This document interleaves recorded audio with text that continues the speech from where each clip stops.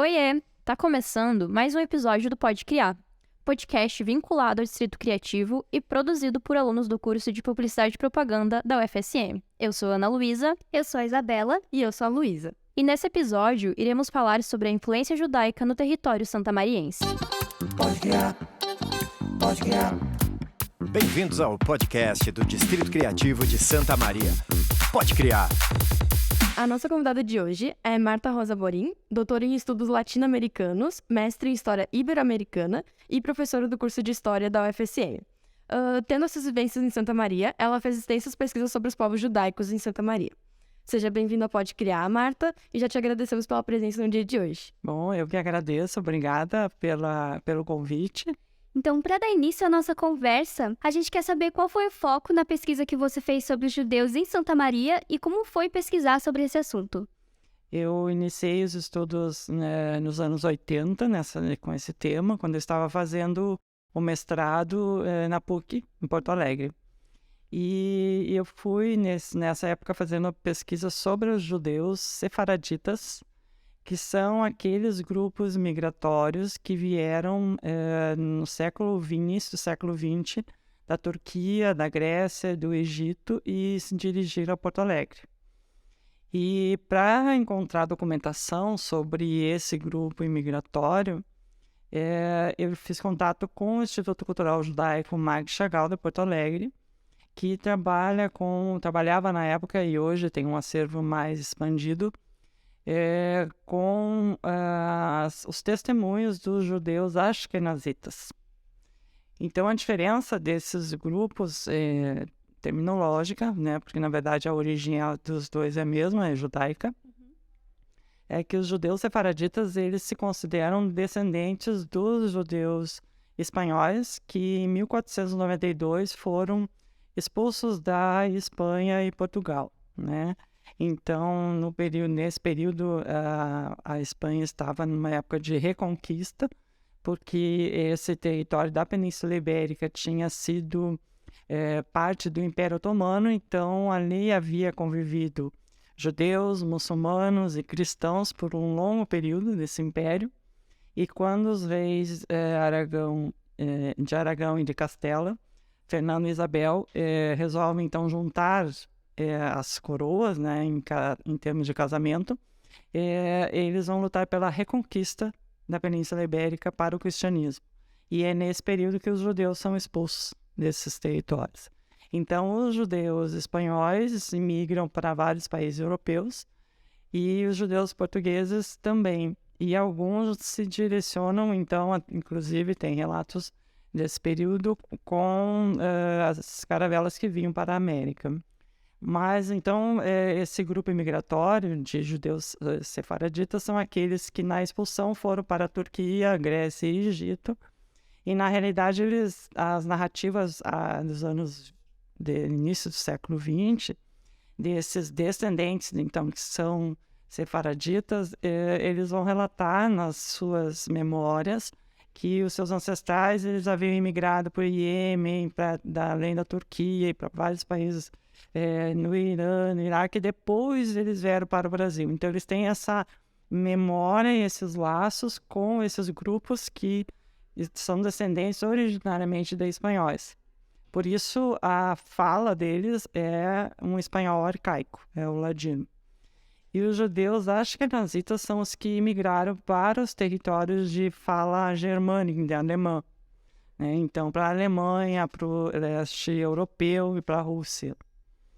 E esses grupos, então, que migraram para o Brasil em diferentes períodos, né? E esses descendentes, então, de judeus que migraram para Santa Maria são dessa linhagem dos Yiddish, então, da fala germânica. Porque eles chegaram, então, no Rio Grande do Sul, sobretudo aqui em Santa Maria, por volta de 1904. Que, então, eles tiveram, esses grupos migratórios, o apoio de uma companhia colonizadora judaica, Jewish Colonization Association, que era uma companhia que se preocupava com a saída dos judeus empobrecidos, né, no início do século XX, no final do século XIX, sobretudo aqueles que estavam na região russa, na Bessarábia.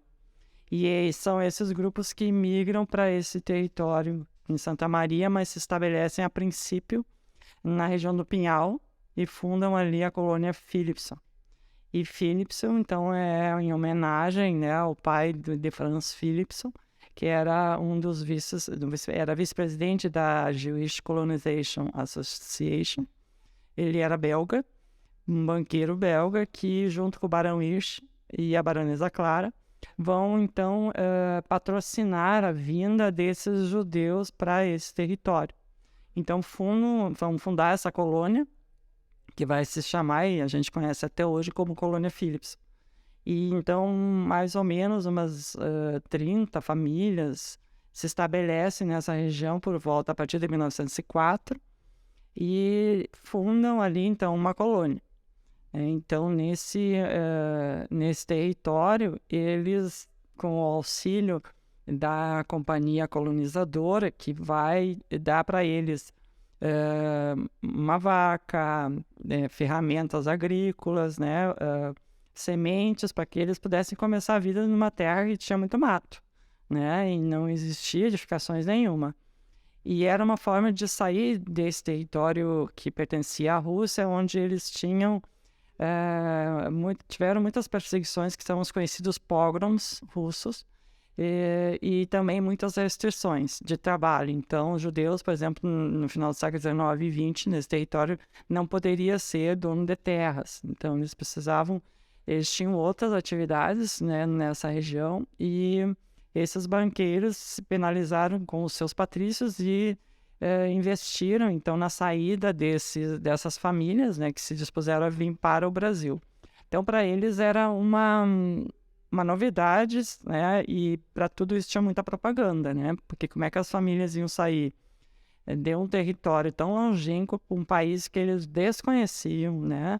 Imagine se hoje as comunicações são difíceis para alguns lugares e agora muito mais facilitadas, né, que nós temos aí com as redes sociais, mas naquela época a comunicação era muito difícil, então eles tinham ideias assim muito distorcidas também daquilo que era o Brasil em função de algumas propagandas, né, porque na verdade tem esses relatos sobre os macacos, sobre a vida na selva, né, então o que eles iam encontrar aqui. Quando eles se estabelecem, então, nessa região de Philipson, eles vão ali de imediato se organizar e como eles são conhecidos como o povo do livro, então isso significa dizer, no sentido de que, além de prestigiarem a literatura, também se alfabetizavam a partir da leitura da Torá, porque os relatos de imigrantes, eles contam no sentido de rememorar as memórias que não são suas, né? São memórias dos seus antepassados, então que são passadas de geração para geração, de que como eles viveram muito tempo, né, peregrinando em busca de territórios, inclusive alguns viviam no deserto e foram imigrando de um lugar para outro, nem sempre eles tinham uma escola e um lugar assim mais apropriado, né, para os estudos, então eles estudavam a partir da Torá, que na leitura cristã seria a Bíblia, é um livro sagrado dos judeus, que é o Antigo Testamento, no caso. Então, com esse grupo imigratório veio um rabino, que era aquele responsável pelas rezas, né, e que dirigia as rezas, e também era o responsável pelo rito de preparo da alimentação, porque os judeus eles têm uma dieta judaica específica, tirando tudo aquelas impurezas, por exemplo, dos animais. Então, é o shoiret que é o rabino, que é uma pessoa que tem uma prática específica, então, para tratamento dessa alimentação, que é a carne e galinha, né? Que o animal ele deve ser sangrado, mas sem ser sacrificado. Então, tem todo um ritual que o shoiret prepara, né, para a comida kasher, que é o que se chama, então, é o tipo da comida judaica desses rituais mais tradicionais e que muitas famílias preservam até hoje. Então, em Porto Alegre, sobretudo, até pouco tempo atrás, não sei se ainda existe, no bairro Bonfim, tinha mercados com comida kasher, né? Então, que representa esse ritual e que obedece, na verdade, esse ritual de preparo dessa alimentação. Então vinha o Shohet, que era responsável pelos rituais. Eles tinham, além da sinagoga, claro que eles tiveram que organizar o cemitério, tinha uma biblioteca, tinha uma escola, né? E junto, então, com esses primeiros imigrantes, também veio um professor. O professor Leon Bach, que é o que veio aqui para Philipson, era professor de história, trabalharam com história do Brasil, inclusive para reconhecer a história local, literatura, né? E tinha matemática e técnicas agrícolas que precisavam aprender a lidar com a terra, porque, na verdade, a maioria desses imigrantes não eram agricultores, né? Porque na Rússia eles eram proibidos, né, de ser proprietários de terra. Mas o que foi ofertado pela Companhia Colonizadora Judaica aqui são terras que ainda precisavam ser tratadas. Então eles tiveram um pouco de dificuldade de adaptação, né, quando chegaram nesse lugar, mas era para eles o paraíso onde eles tinham liberdade. E aí então tiveram um cotidiano, né, como qualquer outras famílias, tinham casamentos, então realizavam os casamentos. Também tinham orquestra de música, então eles trouxeram que eles também tinham algumas pessoas que se dedicavam à música erudita. Então era uma colônia que tinha vida, né?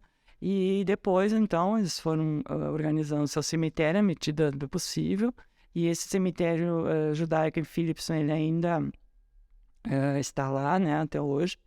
E foi tombado como patrimônio pelo IFAM nos anos 90, um patrimônio histórico do Estado, pelo IFAI, perdão.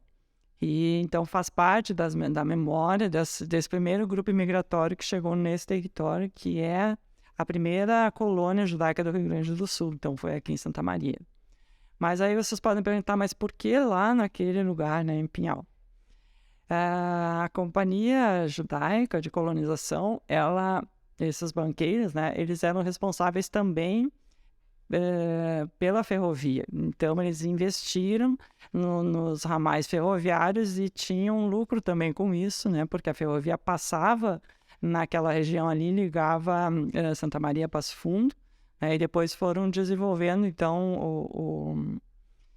o percurso, né, da via férrea, e então é por isso também que eles tinham interesse nessa região.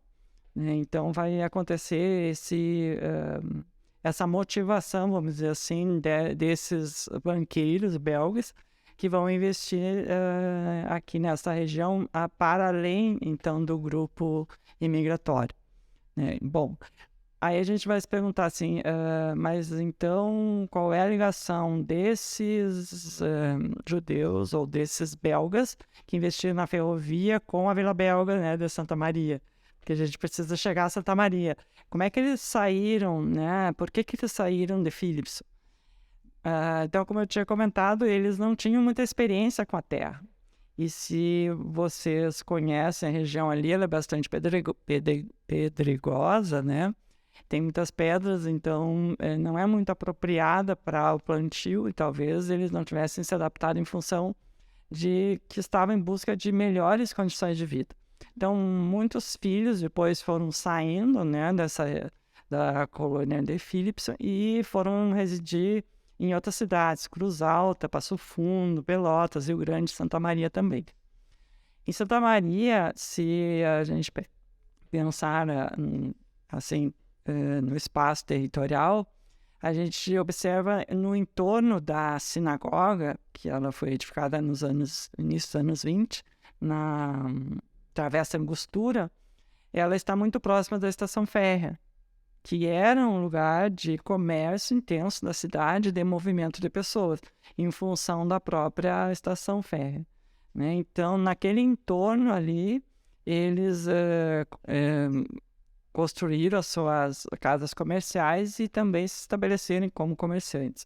E nem todos os judeus prosperaram, mas muitos deles tiveram iniciativas importantes, né, na economia da cidade. Alguns depois saíram de Santa Maria, se tornaram industriais, outros jornalistas, então todas as áreas, né, de atuação.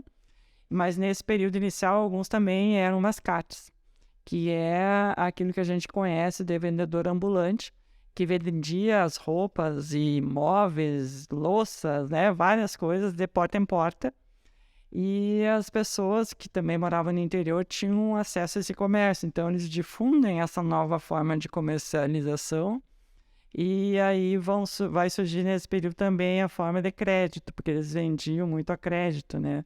As pessoas podiam pagar uma metade, não tinham condições, ou uma parte, né, do valor da compra. Depois eles retornavam, um tempo depois, e iam cobrando a mercadoria. Então, era uma forma deles também não deixarem de vender, né? Então, se chamavam os Klientelshik, que são os mascates na língua Yiddish.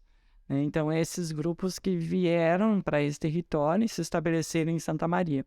Eu acho que, assim, a importância de se pensar esse grupo imigratório para essa região, aqui sobretudo na cidade, é justamente nós buscarmos entender que a cidade ela é plural desde o início, né, do estabelecimento dos outros imigrantes e que conviveram aqui pacificamente, né, e desenvolveram os seus comércios na cidade. As famílias, algumas enriqueceram, os filhos tiveram acesso aos estudos, né, à universidade, e teve uma grande importância para a cidade de Santa Maria para o comércio. E os próprios viajantes franceses que vieram, né, para essa região no final do século XIX, eles vão narrar a beleza da cidade, das suas edificações. Isso é bastante interessante, porque a gente não tem muito essa noção, né, porque muita coisa já foi demolida e foi construída uma outra arquitetura, né, nesse lugar. A gente sabe que o maior fluxo migratório dos judeus para Santa Maria foi durante o período do século XX, mas a gente gostaria de saber também se houve alguma migração significativa nos últimos anos para o Brasil ou para a região de Santa Maria também. Como eu disse, o fluxo imigratório de judeus para o Brasil, né, sobretudo São Paulo, Rio de Janeiro e outros estados, mas também aqui o Rio Grande do Sul, foi nos anos 30, né, a partir do Estado Novo, sobretudo quando então nós tínhamos as cotas de imigração para a entrada de judeus. Então, as companhias colonizadoras, elas atuaram muito nesse sentido, né, fazendo esse meio campo com o Estado e, então, facilitando a entrada desses imigrantes. Os judeus que entraram nos anos 40, sobretudo, os registros que eu lembro agora que eu tenho são esses que vieram, por exemplo, da Grécia, do Egito, em função das guerras greco-turcas, né, na região. E eles relatam sobre isso e se dirigiram, sobretudo, a Porto Alegre, né, esse grupo que eu pesquisei, de separaditas. E aí eles relatam, então, as dificuldades da saída desses territórios e também como é que eles se organizaram nas cidades que os receberam. Então, geralmente tem aqueles grupos, né, de solidariedade que estão relacionados aos centros de associação judaica, que se organizam para receber os seus patrícios na cidade. De Santa Maria, eu não saberia dizer. Eu acho que não teve entrada nesse período, né? Teria que fazer uma pesquisa, porque o que a gente sabe é que as famílias que vieram, então, no início do século XX, elas permaneceram, algumas nas cidades, outras já foram se dirigindo para outros lugares, né? Se estabelecendo em outras cidades, em função do trabalho e tudo mais. E não teve mais entrada, vamos dizer assim, né? Chegada de imigrantes. Então, eu teria que fazer um novo estudo para poder precisar isso, né? Se realmente isso ocorreu. A gente teria que ter uma certeza maior para afirmar, né? Então, a gente vai passar para o próximo tópico com a pergunta da Isabela. A gente vai falar agora sobre um assunto um pouco mais polêmico em relação aos movimentos fascistas e nazistas que a gente viu que estão crescendo. E a gente queria saber como que isso afeta a comunidade judaica santamariense e se... qual seria o sentimento, assim, dessa comunidade? Olha, eu não diria somente da comunidade judaica santamariense. Eu acho que pensar em fascismos, nazismos, afeta a todos nós. Com certeza. E o que se observa é bastante a ignorância com relação a esse período histórico e também a tentativa de negação do Holocausto, que isso já foi muito debatido nos anos 90, sobretudo, né? Inclusive, alguns livros foram proibidos de circular porque difundiam difundiam histórias que não eram verdadeiras, né? Então, comparar o que está acontecendo ao Holocausto, como está sendo feito atualmente, é um disparate, porque as pessoas não têm ideia do que isso significou no passado, né? Então, assim, a gente tem relatos que as pessoas podem entrar na internet, isso é aberto, não é segredo para ninguém, está registrado nesses arquivos que eu disse para vocês, o Instituto Cultural Judaico Marques Chagall, por exemplo, que é o mais próximo da gente aqui em Porto Alegre, a Associação Israelita em São Paulo, se vocês entrarem, tem relatos dos judeus desse período, né, da imigração. Tem muitos livros sobre essa época, com testemunhos de pessoas que viveram o nazismo. Então, retomar essa temática hoje, é preciso ter muita cautela, né, porque a gente está vivendo um período político bem delicado, e não negar o que aconteceu, né? Então, assim, quando Hitler está no poder, né, na própria Alemanha, e os livros dos historiadores apontam muito isso, nem todos os judeus acreditavam que ia acontecer com os campos de concentração. E muitos deles resistiram muito a sair da Alemanha porque tinham uma vida abastada, né? Pessoas eram banqueiros, eram industriais, tinham lojas, né? Mas quando as coisas começaram, então, a ficar bem mais difíceis, para alguns ficou muito tarde. Então, 6 milhões de judeus foram para os campos de concentração.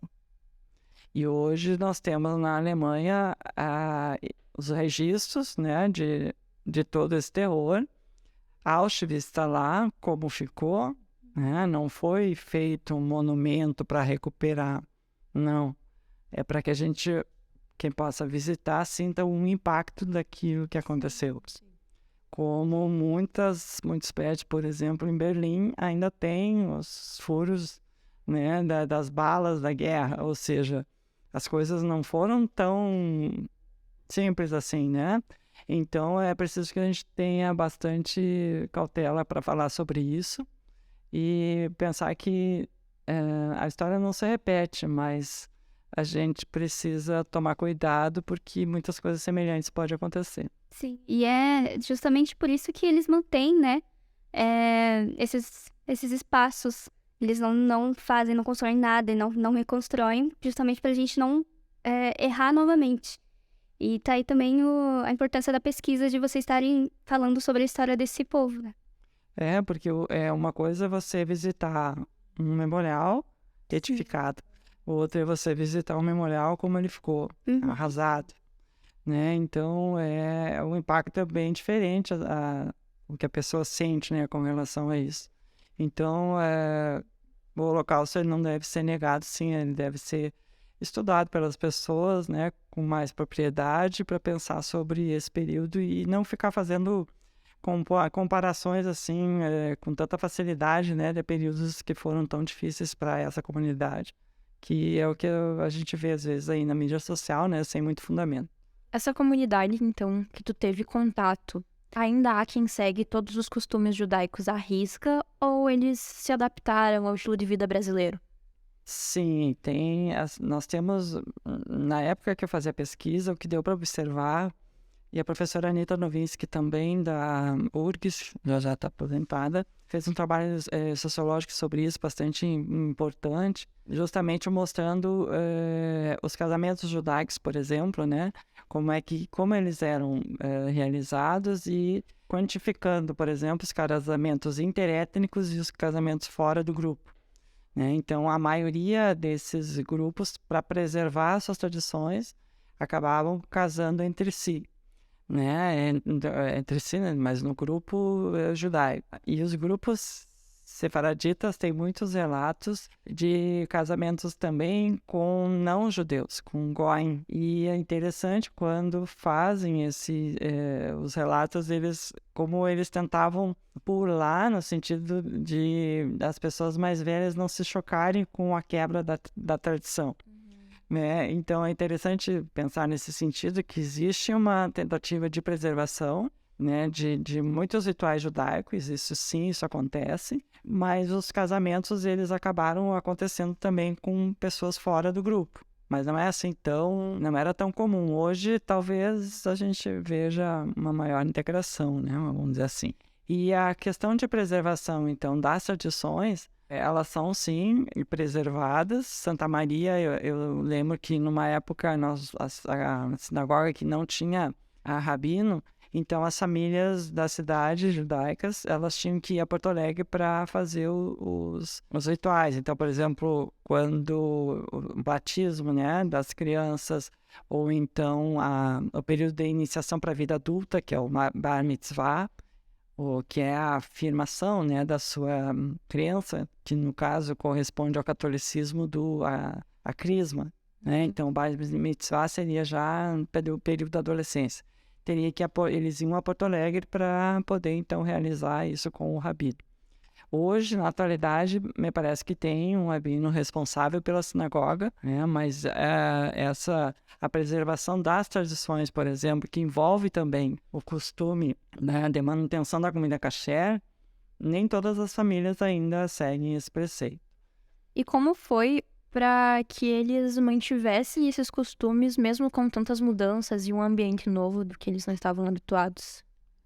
São formas de adaptação, porque, na verdade, os grupos imigratórios, eles vão se organizar nos locais onde se estabelecem em torno da sua, no caso aqui, a sua sinagoga, né, do seu centro de recreação, os clubes, né, que eles constroem. Santa Maria aqui tem a sinagoga. E entre suas famílias. Então, por exemplo, as festas que são o Pessah, né, que é a Páscoa judaica, são preservados, né, os costumes, a forma de organização dessa festa, o pão ázimo, que é aquele pão seco, né, que representa a escravidão no Egito. Então, uma das formas de lembrar esse período e tantos outros elementos, né, na mesa do Pessah que vão relembrar um período de fuga do Egito. Então, isso é preservado entre as famílias, sim, né? E, inclusive, nós em Porto Alegre tem um bairro que é o bairro Bonfim, que a gente pode dizer que é um bairro judaico, de fala Yiddish, né? E a Cidade Baixa é onde se concentraram os sefaraditas. E esporadicamente se encontram alguns judeus que ainda usam aquela roupa preta, né, o cabelinho, o cachinho, que tem toda uma representação, mas são os rabinos que se dedicam à escrita e à preservação da Torá. Não é muito comum aqui em Santa Maria, dificilmente a gente encontra. Sim. Né, porque são pessoas que se dedicam como se fossem os padres que vão para o seminário estudar, né, no catolicismo, e se dedicam a vida toda ali. Só que eles casam, têm família, né? E preservam essas tradições. Em Israel, esses grupos são mantidos pelo Estado justamente para se dedicarem a essas tradições. Então, de preservação e de escrita da Torá e dos livros sagrados, né? Então, esses grupos vivem num bairro fechado, por exemplo, em Jerusalém, justamente para se dedicar à preservação desses livros sagrados, dessas tradições que emanam depois ali para outros lugares, né? Então, ainda tem judeus, por exemplo, que usam o solidel na cabeça, né? Mas nos encontros na sinagoga isso se vê mais claramente. Então, entre os judeus askenazita, por exemplo, as rezas ainda são feitas em hebraico. E entre os sefaraditas, não, eles já rezam em português. Tem algumas diferenças no sentido de tentativa de adaptação, né? Mas muitos judeus se casaram com não judias, né? Sim. E isso acontece com todos os grupos étnicos, né? Sim. É muito legal, muito interessante. E ver a maneira que eles se adaptaram à cultura brasileira, mantendo um pouco mais a cultura, um pouco menos, mas todos vivendo a religião ainda, né? Porque é importante quando tu imigra para um outro lugar de conhecer os costumes, né? Claro. Tem inclusive um livro que é o título Judeu de Bombacha e Chimarrão.